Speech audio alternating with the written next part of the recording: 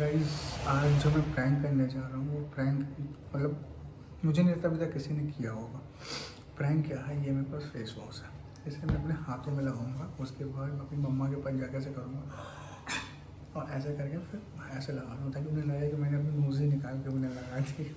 तो देखते क्या होता है reaction. Till then guys, like to my channel, comment subscribe. and press the bell icon. Thank you guys and be safe. Lockdown चल रहा है, बाहर मत निकलो, घर में रहो, वीडियोस एंजॉय करो, फैमिली के साथ रहो। Thank you guys. सब आज रिपेयरिंग करके हटा कैसा खत्म करें। लेट्स छी, ये क्या लगा दिया? बात तेरी खिनाया मत करो तुम लोग, बहुत गंदे कुत्ते कमीने। ये क्या लगा है गंदा सा? हद हो गई। हट गंदे। ये क्या है सुनो? फेस वॉश हिमालय का, जो कि मैं ठीक है मेरे नाम से निकले। आए हाय